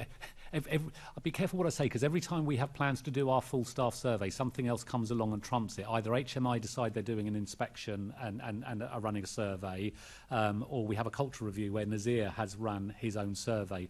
But currently we have plans to launch a staff survey on the 22nd of February 2023, which is the date of our leadership conference. So that's when we will launch our own staff survey, and we will ask many of those questions ourselves, again, just in terms of people having the confidence to deal with it. In terms of your wider point, am I confident? No, I'm not confident at the moment that our policies and processes enable people to raise an issue and that they will have confidence, because they're telling us that it's not. And again, I come back to, I think there's an issue of managerial confidence and leadership in that, and there's a big bit around our own HR policies and processes which we're dealing with. Now, some of those will take time to fix, but we have to, in the next 12 months, have things in place that people have confidence in, whether that's raising a grievance, whether it's raising a complaint, whether it's raising a good idea or suggestion, or whether it's going for promotion. Something that everybody has confidence in, because it's transparent, open, and there's no fear of repercussions in terms of doing it. And I'll be honest, we're not there yet. And I see, and John sees all too often, things that land on our desks from exasperated employees who have just exhausted a process. And of course, by the time it comes to us, it's too late. There's very little we can do to fix the issue. But we get far too many of those come through, and land on our tables on a weekly basis. I appreciate your honesty, and that's something that I've definitely experienced from working in terms of our committee work here at FREP. Your honesty about the need to change, your honesty about the challenges ahead, but we do need to see some action as well, and I'm sure that you'll hear from us in terms of what we expect from you. Oh, absolutely, and just to be clear, our HMI inspection makes it very clear in terms of what has to happen. We have a cause for concern placed on us around our organisational culture. That we are very clear, myself, John, the Commissioner, and everybody, that we have to tackle those. The time for talking and making good promises has come to an end. This is now all about delivery, and it's going to take time, and there'll be some bumps along the way. But we're absolutely committed to delivering the change that we've all promised that we would deliver, and we would absolutely expect you to hold us to account for that, because we will be holding ourselves and the rest of the organisation to account for it. Well, moving on to performance indicators now, which is quite relevant. And this is something that I've been really passionate about. Can you provide us a little bit more of an update on your Fire Cadets programme, please? So a lot of the youth intervention programmes that obviously the Brigade has run for a number of years, came to a grinding halt as a result of the COVID pandemic. And ever since then, one of the saddest elements in terms of what we had to pause as a result of the COVID pandemic was a lot of those youth interventions, which the Brigade has had a long and rich history in terms of the impact that it has on young people in this city. So that has been something we have looked to accelerate at some pace since we've been able to open up again and actually get back to business as usual. So within the Q1 report, one of the things I'm really pleased about is now that fire cadets in particular has now got back to that business as usual activity. So we're seeing our fire cadets doing the car washes, the open days. They were really instrumental in the CRMP consultation and getting in amongst our communities in terms of making sure that they were assisting in how we were engaging with people in terms of the CRMP. So we've seen that really now develop at pace. We're still not where we were pre-pandemic, and we need to see, we need to be relentless about that, because our fire cadets are something that we're really proud of. It's something that really does make a big benefit to those young people who take part. What we want to see is more people coming through fire cadets and then coming into the firefighting profession at the other end, because actually when you look at some of the demographics of our fire cadets, actually that's going to really support us in terms of moving the brigade to really reflecting and looking like the communities of London, which we're utterly committed to do. So we're still not there yet. We are really pleased to see that our units are now all back up and running. We're starting to see fire cadets out and about in a way that they were pre-pandemic. That is on an upward trajectory, so that is continuing. And it's not just fire cadets as well, it's a number of our other youth programmes. We now want to see continue on that upward trajectory as we've returned back to business as usual. So I expect to see the fire cadets continue to grow as we go forward. Oh, I'm pleased to hear that. But in January, I asked a question about some data related to the fire cadets, and there's been a 24% drop in female representation in fire cadets between 2018 and 2021. What action are you actually going to do to encourage more female cadets to join? So one of the things we're looking to do is join up fire cadets much more closely with local borough councils in particular. So our area deputy assistant commissioners and our borough commanders are going to make sure that actually fire cadets as an offer from London Fire Brigade is really known at that real local level. Because what we want to see is fire cadets really represent those local communities in which they're based, including having a proper gender balance within those units. So I think one of the things we've got to do is to make sure the fire cadet offer, which we know is a really good one, is really well known at a local level in the local boroughs with partners, with voluntary organisations, with local chief executives. Because it's actually through those mechanisms that we'll be able to draw on the young people in those boroughs to really represent that borough in that fire cadet unit. So that is a piece of work, again, referencing back to the borough risk management plans, that real local planning at local level. We will expect to see the youth offer, including fire cadets, a fundamental part. Are you having maybe female firefighters lead this, to kind of encourage that positive role model? That's that specific question I asked about female representation. Yes, so this goes back to the routing our fire stations in the local communities with the female firefighters, because it's that old adage around if you can't see it, you can't be it, and we need to make sure that happens, and we need to make sure we're taking full advantage. I'd like to hear a lot more detail on that, and I'm sure the committee would, but I also want to know whether you can provide the committee with really clear, up-to-date data when it comes to fire cadets in terms of gender, race, ethnicity, sexual orientation. Will you be able to do that piece of work? Well, I think if with the chair and committee's permission, we'll take that away and we'll have that discussion and we'll write back formally with that data. I don't know if Tim, if you've got anything else. We do have that data. It doesn't appear in our performance report, which is why you haven't seen it. But we can absolutely provide a breakdown around that because we have that in the same way that we do for our people as well. Great. It'll be good, really interesting to track that then, wouldn't it? See what happens afterwards. Your Q1 report referred to a review being undertaken of your youth education programme. Can you provide a little bit more about that and the progress with that review and what changes you expect as a result of the review? So as I say, that review is currently underway because it was part of the discussion at the last FREP meeting when they were talking about the life course and why we've moved away from that and why we're prioritising other areas. And what we really want to see is where we get most bang for our buck in terms of how these real interventions that we're having at a youth level really helps influence both behaviour in terms of the fire setting activity. So one of the big areas that we concentrate on is around the fire setter intervention scheme. And within Q1 we've had 111 interventions that has been led by the team.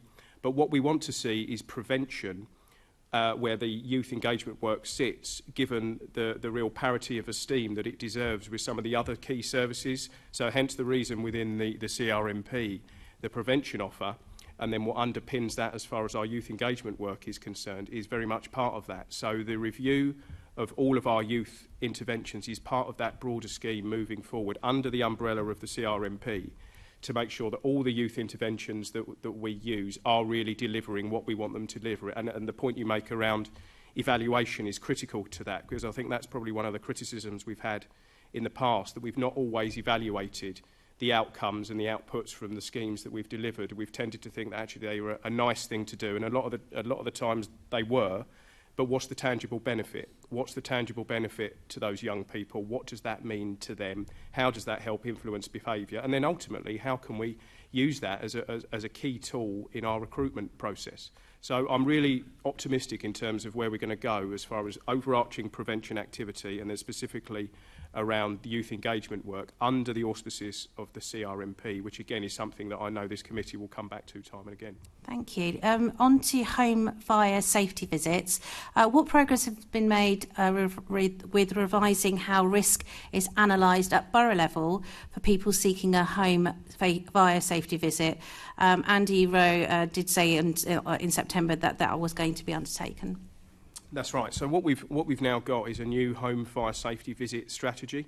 So as colleagues on the committee will be aware, this was another area that was identified as a cause of concern by the HMI in terms of that risk-based approach to home fire safety visits. So there is a new home fire safety visit strategy that has been through our governance process now and is now being enacted.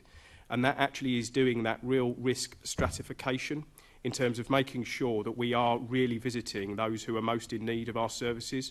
So, and we have additional resources now available that we can actually take this risk-based approach in a way that perhaps we haven't done before. So within that strategy is a new risk classification of very high risk, medium risk and low risk. And our absolute expectation is that our fire crews will be physically visiting all of those who sit within the very high risk category and the high risk category. And that those who sit within medium risk and low risk, actually there's an online offer through the Home Fire Safety Visit platform that's now available, which was actually one of the net benefits from COVID in terms of having to move a lot of our safety offer online. That's now in place, and what that is enabling us to do is to take a really risk-based approach in terms of what our fire crews are doing and who they're going to visit, to make sure that actually we're not just taking this chasing the numbers approach, if I can put it that way, that we're making sure that our fire crews are going to those who are in real need, who are at the very highest level of risk, and then actually everybody else who won't sit in that category can actually receive most of the information that they need through the online platform and indeed through telephone conversations. So our area teams across the whole of London are having that training now to be able to triage the referrals as they come in, to make sure that people are able to be allocated into those risk categories, and then we will deploy our resources accordingly, whether or not it's the online offer or whether it's actually a physical visit by the local fire crew if it's someone who's in that very high risk category. And I think that does a whole range of things. One, it's much more productive as far as using our frontline resources in the most effective way. And actually, you get a lot of buy-in from our crews actually at station level, because they can understand that when they're going to do these visits, they are genuinely going to households who have got a real need, and they can see the net benefit of them going to it. And we're taking advantage of new data sets as well, so Acorn data that's now available that drills down right to a household level, new data sets that are coming from the National Fire Chiefs Council. So I am now more confident than I've ever been that our home fire safety visit programme is rooted in this risk-based approach, and we will see how that develops over the course of the next year and beyond. I want a little bit of detail on the home safety visits. Do they include, and I know that your online safety pages do, but do they include discussions on lithium batteries? You mentioned that earlier. Are there discussions about it? So there are discussions within the programme around, new and emerging challenges that you may face. Whether there's a specific question on lithium-ion batteries, I would need to sense check that. I was really intrigued by what you said earlier, and you said we need to be intelligent about this, and things are progressing really quickly, and at a point where there are now people who are buying DIY batteries, bring them home, adapting their scooters and bikes. And I've raised this, and I think that we do need to do more on this. I believe that there needs to be a public awareness campaign. What do you think? I wouldn't disagree with that at all. I think when you look at, certainly if you look at some of the examples that we've seen recently in London in terms of, you know, scooters, you know, that type of technology that we're seeing on a day-to-day basis, that is one of those clear and prevalent threats that we know we're going to have to deal with. And just the sheer number of, you know, whether it's vehicles or whether it's other technology that's taking advantage of lithium-ion batteries in particular means that when we're looking at a clear and present risk, that is very much there. So I'm in complete agreement. I think we do need to look please you agree with me. I mean, you know, a public campaign would be useful. I'm so glad you're saying being intelligent about it, because there are good products out there, and then there are products that are not safe, and we really do need to clarify that you know, if we're bringing home DIY batteries that people are buying online and fixing that in your home, it's just not safe, is it? So thank you so much. No, my pleasure. Thank you. Okay. Assembly Member Bailey. Thank you. Can I just take a little detour back to cadets and ask a very quick question? You could just, who runs your cadet units? Who and what training do they receive to do that? So we've got a combination of full-time staff who sit within our prevention team, who are full-time youth engagement workers, and one of the key things they do is run our cadets, but they're supported by a team of volunteers. And predominantly volunteers who help to run our cadets on a day-to-day basis, and they have a full training program to make sure they're able to deliver the cadet program, which is actually a syllabus provided by the National Fire Chiefs Council that we adhere to. Okay, thank you. And just to move on to fire safety visits, the committee were very interested in a recommendation. I think it came from us and UK Hoarding to be consulted about adding hoarding to social vulnerability when you're looking at risk assessments. Has hoarding been considered in home fire safety visits? So hoarding is one of those key risk factors that we are looking at because of the potential fire safety challenges that sit around it. So that's absolutely part of the training. One of the things that's going to come out from the home fire safety visit strategy that we've now got in place is a wholesale refreshed training approach to home fire safety visits, which is probably something we've not really looked at in that level of detail for some time. And as Assembly Member Bakari has already alluded to, we know that the challenges that we face continue to evolve. So there's a full training programme and package associated with the home fire safety visit strategy that will be rolled out to frontline crews as it goes live in the early part of next year. Okay, thank you. Bear with me because this question's long, so you might want to take notes. Your Q1 performance report shows a drop below target of 12 months rolling period up to June 22nd for 99 calls answered within 7 seconds. The report says this was impacted by 2 weather events, with these likely to become more frequent.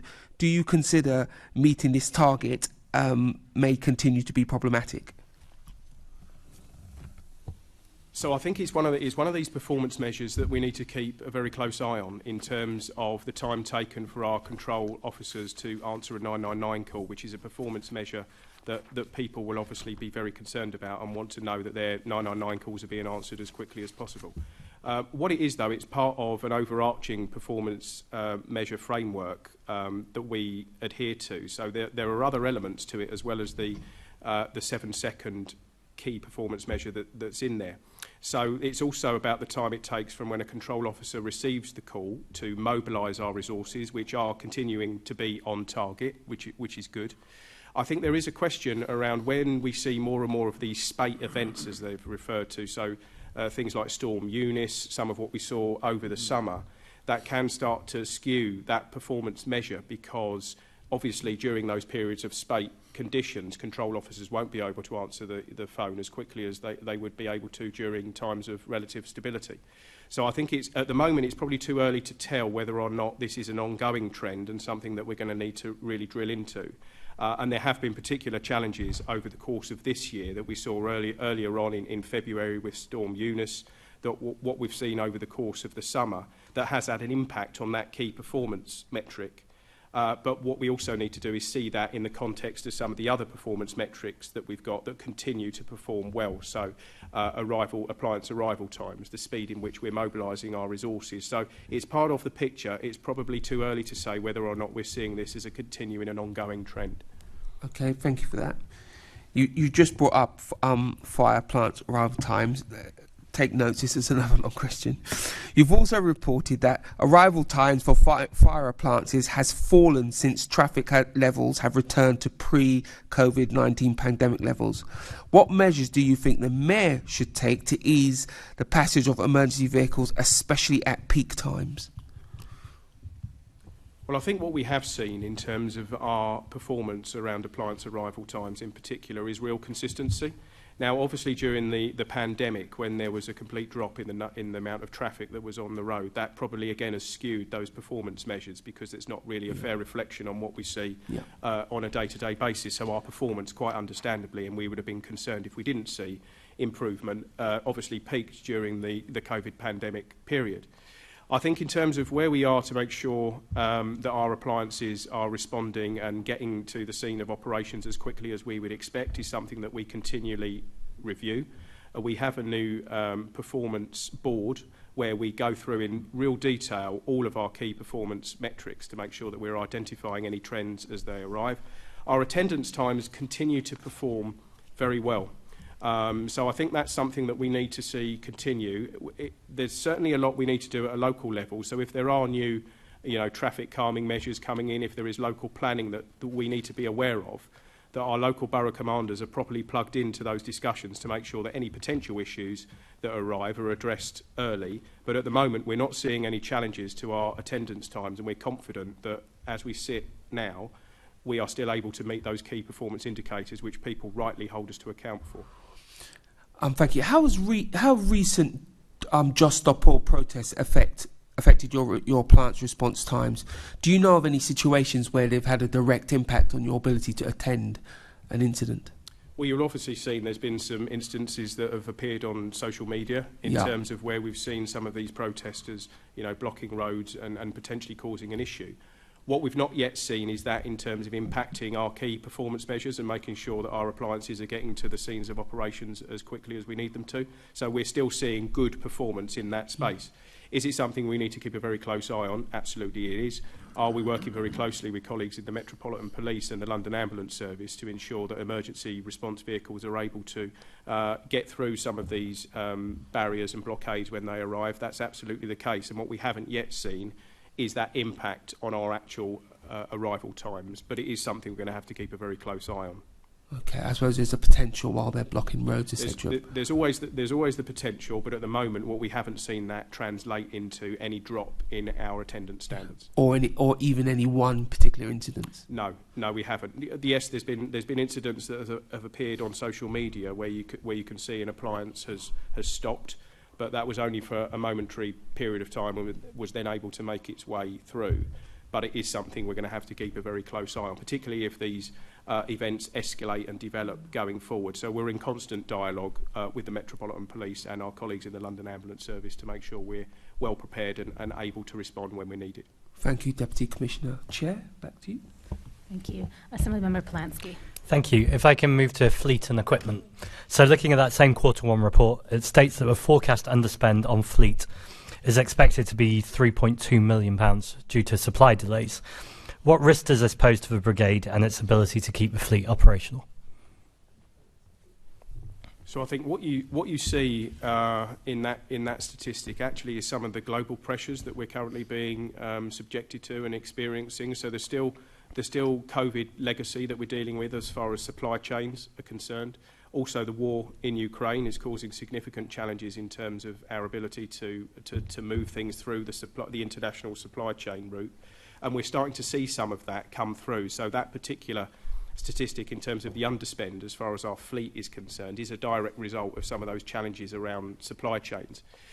Talking to colleagues in the Technical Services Department around where we are with a lot of those issues, we're quite confident at the moment that it's not going to have any long-term impact in terms of our targets moving forward. So the overarching sustainability strategy that we're working towards that brings in all of the different measures to help us meet net zero by 2030. They still remain on target in terms of what we're doing with our fleet, what we're doing with our property and our estate. But it is a good example of where international pressures in particular are starting to come through in terms of where we're seeing those challenges at a local level in London Fire Brigade, and that underspend is a direct result of supply chain pressure that we're seeing internationally. So at the moment we're confident that it's not going to cause us any long-term issue or prevent us from meeting the targets that we've set ourselves. But is it again something we're going to need to keep a very, very close eye on? Then absolutely it is. That makes sense. Earlier on I asked you about the Mayor's Green Bonds programme. And then later on, you were talking about the need for investment, potentially in things like baseball caps, new uniforms, new PPE. Do you think that would be an appropriate mechanism, like a good way of doing that through the Green Bonds programme? I think it could be. I think what we would need to do is explore exactly what that would mean, how we could access that funding, and what that would actually mean going forward. I mean, as far as that is concerned, we would explore any options available to see how we can attract additional funding, what that means in terms of how we can improve everything that we do. So I think that's definitely something we would want to have a look at. Can we explore it and see what that then looks like? I think that's something we can commit to do, to see whether or not there's anything we can draw out from that. Because, as I was saying before, we are committed to the net zero targets. We're committed to the sustainability programme as one of the key London anchor institutions. So anything that we can do, and any income streams that we can use to help us get to that position, is something that we would be duty bound to explore. Great, because I think we know the scale of the climate emergency, so it feels like we need to scale up the London Fire Brigade to meet that. And finally, housing inspections. Well done, by the way. You've both taken a barrage for the last 3 hours of questions. How do you work with local councils to ensure understanding and consistency of approach for housing inspections? So there's obviously now legislation in place that's come in since the Grenfell Tower fire. So as I was saying before, we've got the Building Safety Act that received royal assent back in April. We've got the Fire Safety England regulations that come into force from the 1st of January next year. One of the big things we want to do is work much more closely with housing associations and local borough councils in terms of the responsibilities that sits with the responsible person, with those housing associations, so that they can understand how the regulatory reform order has developed, and actually the responsibilities that do sit there.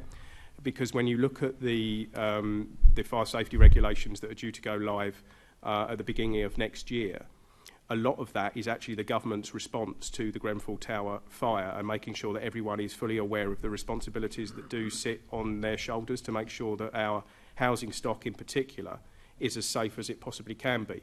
So I think there is an education piece there for us to do. Again, going back to those local borough risk assessments, we want to make sure that our borough commanders are completely plugged in to the local risk profile, and that includes working with housing associations and local borough councils, so that everybody is fully aware what sits with them as part of the new legislation that's coming through. And just in terms of going back to the point that Assembly Member Hall was referring to before, that as we see the built environment continue to develop, everybody understands their responsibilities to make sure the built environment is as safe as it possibly can be. So I see a big role for us in educating, in making sure that we're working much more closely with partner agencies at a local borough level, because the legislative piece has changed significantly in the last sort of 18 months, and actually it's important that everyone understands their role in that.